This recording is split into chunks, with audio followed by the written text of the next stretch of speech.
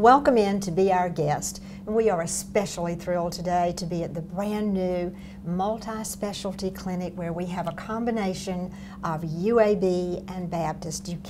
Two of the best. Premier. And this is something that our town has needed for so long, our entire region. And with us today we have Dr. Pazona.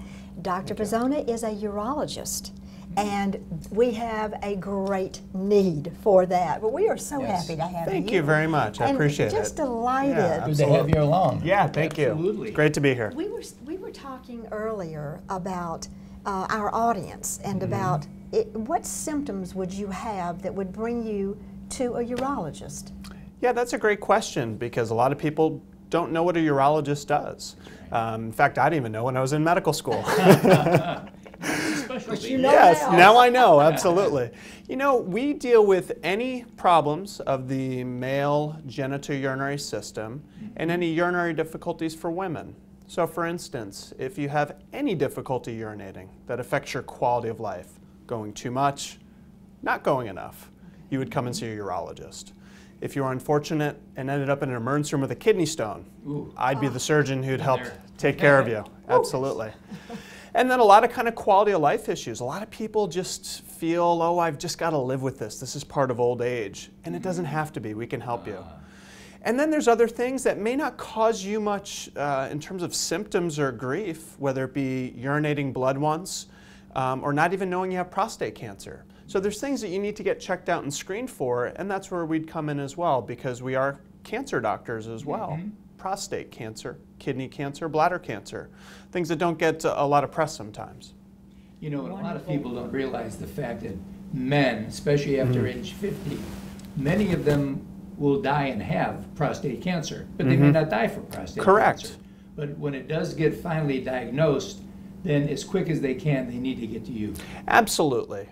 Prostate cancer is no doubt a challenging cancer in that when I'm counseling a gentleman and his loved ones, I fully understand that that cancer may never hurt him, may never kill him, or it may happen 15, 20 years down the road. That's a hard decision to come to, even as a physician, when I'm counseling people. But I really believe that knowledge is power. And I would rather know myself and go through the options and make an informed decision than follow some of these recommendations that just say, don't worry about it. Let's just ignore it. We don't save lives with this. I just think that's not a real wise way to go. And frankly, as you know, men don't need another reason to not go to the doctor. We're not very good about telling people about symptoms. We're not good to start with. No, we're terrible. So but they have to realize the fact it's probably this. You know, it's not the most fun examination, but it's quick. Yeah. Yeah. And it's a simple blood test. Yes. And if we feel together that you're at a high enough risk for possibly having prostate cancer, then we do a 3-minute, relatively painless biopsy in our office. And then if you have cancer, I go through all the treatment options with you. And a lot of men I say, don't worry about this. Let's just watch it for now and keep a close eye. And others I go, boy, I'm glad we found this because this is a potentially life-threatening cancer. But the good news is treatments have really advanced over the years, and all the stories you hear may not necessarily be true for you. That seems to be true of just about everything. And with the advent of robotic surgery, that has made all the difference in the world because it's virtually so pretty much non-invasive. Fairly much. Yeah. But you do, my understanding is that you're quite the expert in that. Well, I don't know if I'm an expert, but I do have some experience. So I've been out in practice for about 8 years. I've been practicing up in Washington State. And in 2010, I helped develop their robotic surgery program because they weren't doing it there. And I saw the need for it. And I'll tell you, that's been some of my most satisfying patient experiences. Because when I get a phone call from a patient 2 weeks after a major cancer surgery, and he goes, my stomach's bothering me a little bit, and I start worrying and going, what's going on? He goes, well, I just skied and I did a bunch of sit-ups. And I go, okay. Made sure he didn't have any other alarming symptoms and said, let's slow down a little bit. But 98% of my patients were home the next day after surgery. catheters and tubes that often had to stay in place for many weeks were out within 7 days, and they were back to their regular life feeling better. And I have some patients, not all, who still maintain a very high quality of life with some of the potential side effects. So it's not as if everybody who has these diagnoses and treatments are all these lose all your male abilities. It's just not true. Right. Some do, but not everybody. So that's where it comes into. I have a very detailed discussion with my patients, and I'm very honest and upfront because I'd rather they know what they're getting themselves into than me sugarcoat everything and then they're not satisfied. That's so important. People don't realize. We try to tell our viewers that your relationship with that doctor has got to be very open. You need to let him or he or she know exactly what's wrong with you, because then you can treat it.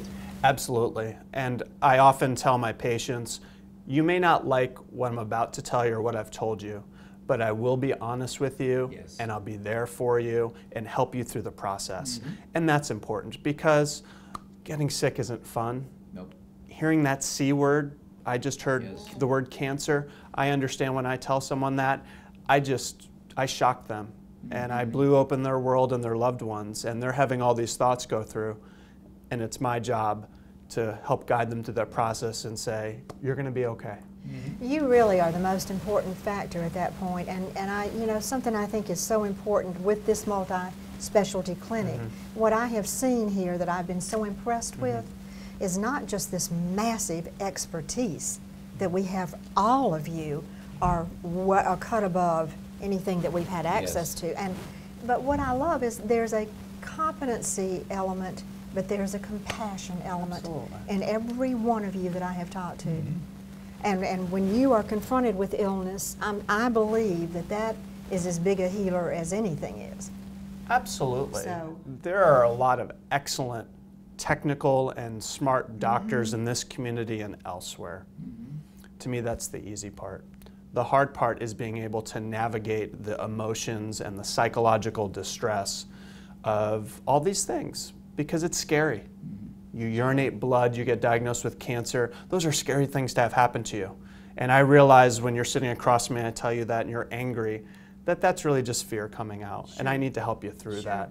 And that relationship means so much more than anything I do. But I agree, I've been thoroughly impressed with all of my new colleagues here at the UAB Baptist. Well, we thank you for choosing Montgomery, and we thank you for choosing this wonderful facility here. Oh, it's my pleasure. And we need to let our viewers know that if you are having any kind of these symptoms, you do not need to be referred. You can call the clinic directly. And we'll be right back right after this.